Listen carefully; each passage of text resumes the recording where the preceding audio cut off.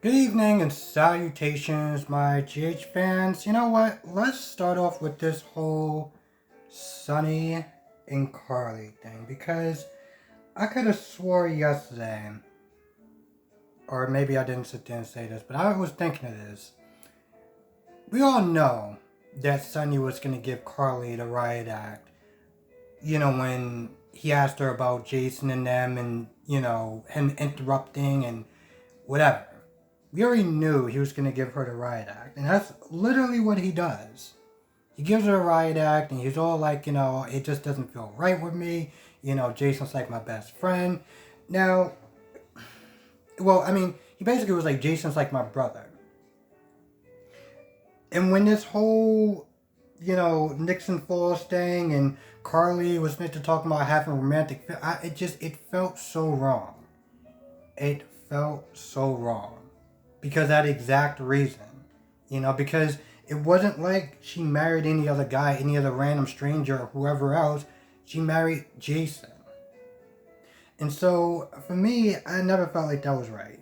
I know that Jason and Carly have a past and yada yada yada, and you know what? I don't give a damn. It still felt wrong. But, here's the thing. Now, I think this goes without saying that Sunny, along with Jason, are among my favorite characters on the show, but I am not going to sit there and give Sunny a pass. So the fact that he was sitting there, caught up in his feelings, acting all hurt, acting all like, oh, how could you do this to me with Jason of all people, and yada yada yada. Bro, are you kidding me?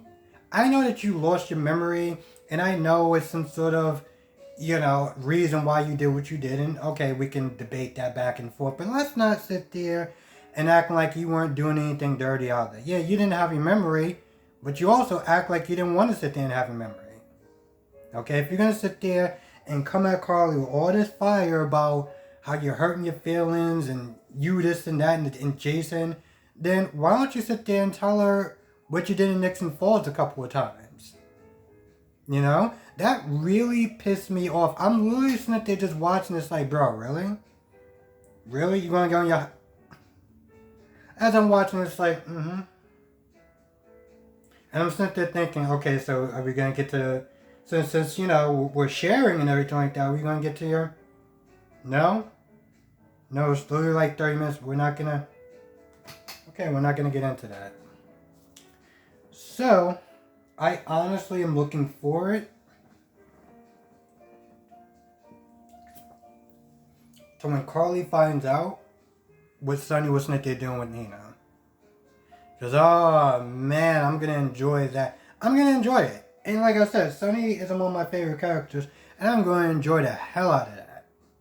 Because I know the first thing that Sunny's going to sit there and say is, well, I didn't have my memory. I didn't know. I mean, I didn't know about my life and about my feelings and yada yada yada.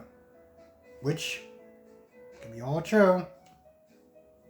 But, I mean, for you to sit there and come at her that hard, knowing what you did.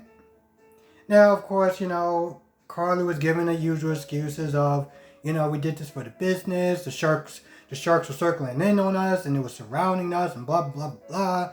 And I'm like, you know what? That sounds all good and great, and it's all true. And even Sonny was like, I understand why you did this, but I mean, let's be honest.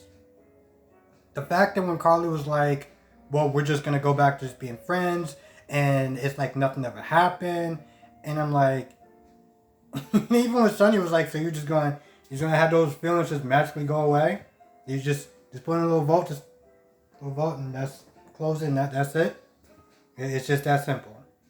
I mean, let's be honest. It was never.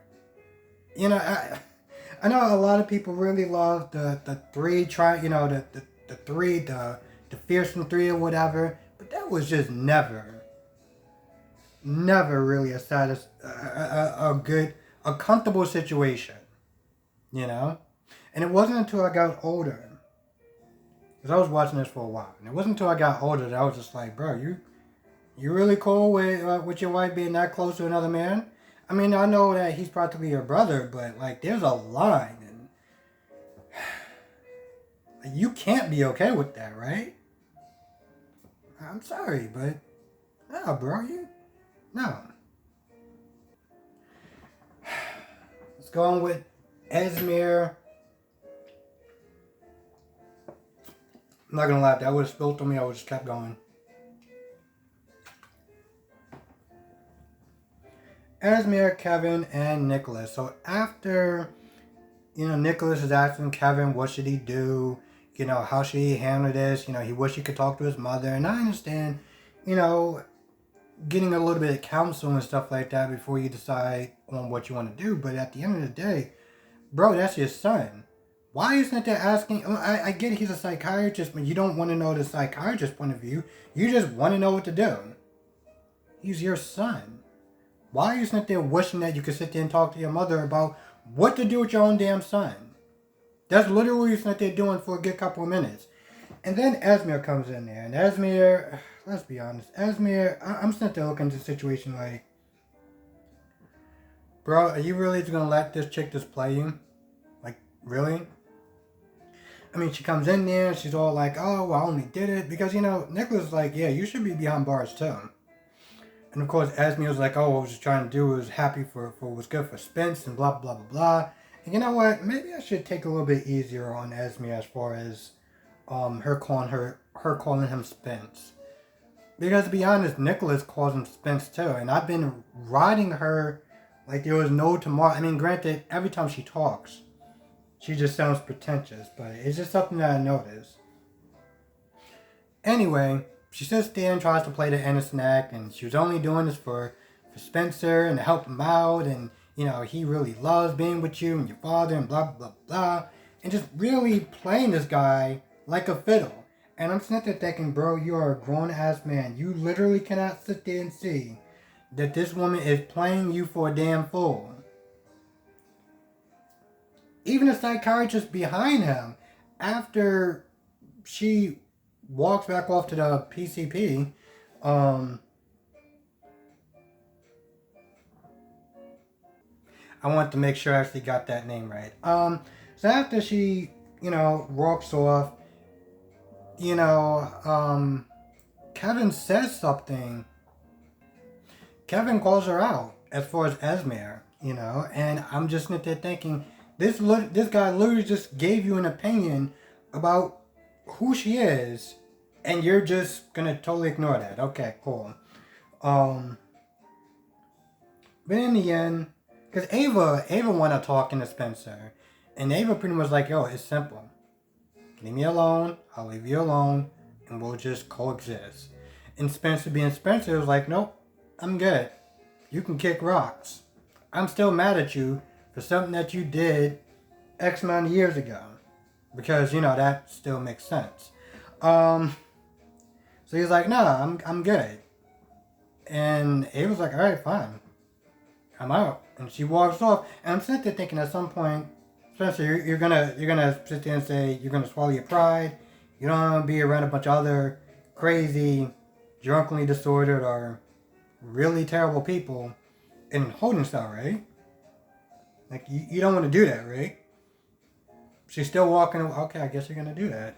That's literally what ended up happening. And then Ava comes back to the house. And they both agree, you know what? Let's spend some time in jail.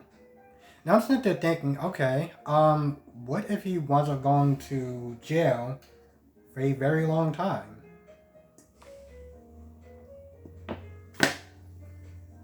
I mean, I don't know what each of those charges are. And, it's a soap opera, so the law pretty much kind of works on the plot at this point. But I'm just like, it felt like he wanted to sit there and be like, you know what, let me bail him out and whatever.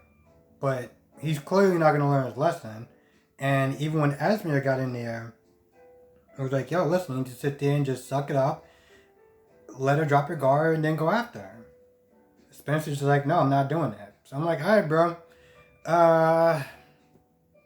Have fun with Big Bubba and Jim. Let me know how that works out. And, yeah. Victor finds out what Peter did, and he's not happy.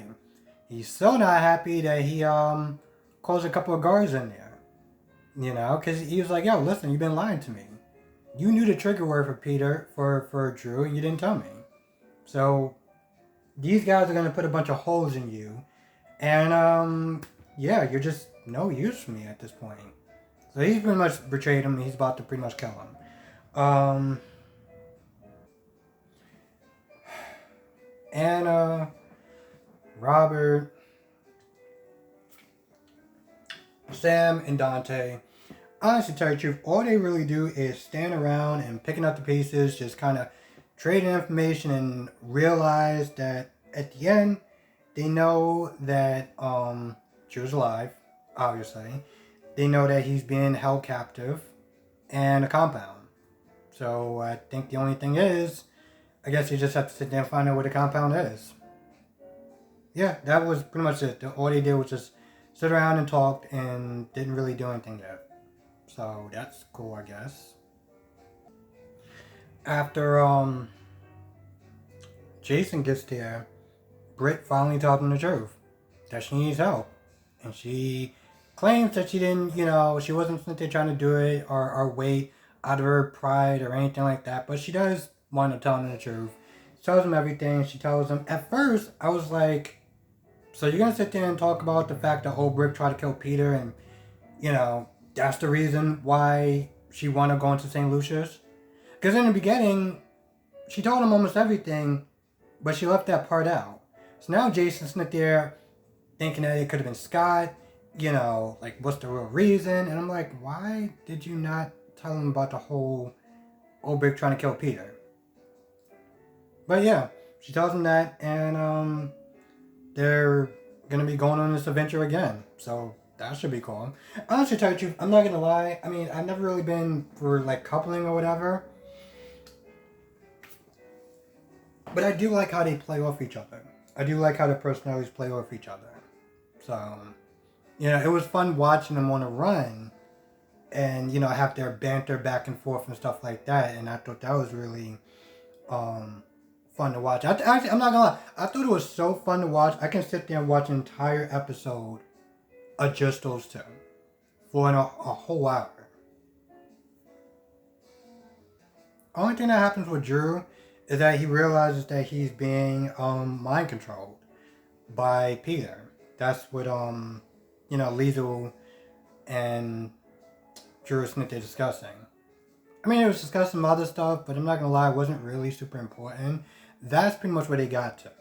So, Drew thought that his memory wipe or whatever, or the fact that he was being controlled, he thought that was done.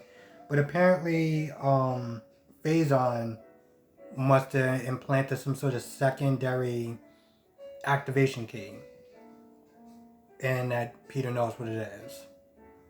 And that's pretty much about it for the most part. I think that's about it. I really do. I think that's about it. If I forget anything, please write it down in the comment section below.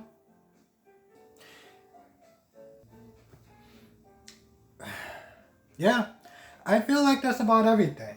I'm going to sit there and just rant for about a good minute or so. So if you want to stop it now, that's cool. So, the move has been great. Pretty much all I wound up doing was moving from the first floor moving from the top floor to the bottom floor. Which is great, but now that my landlord and his crew are working on the first floor, see, I've been working for the past, days in a row. I've just lost track of time. And I've been working early in the morning. I'm waking up early in the morning to go to work. So I finally get the day off. 8 o'clock in the morning, all I hear is banging and drilling. And I'm just like, really? Literally, after about 7 days in a row of working, I finally get a day off. And I hear a bunch of banging and drilling early in the morning. And I felt like I was so tired that I just went back to sleep. And I must have been extremely tired because after a while, I just didn't even hear them. Anyway, I just want to share that. So with that being said, I'm going to go. I want to thank everyone for watching. Be safe. Let me know what your thoughts are in the comment section below. Clearly, I'm a heavy sleeper.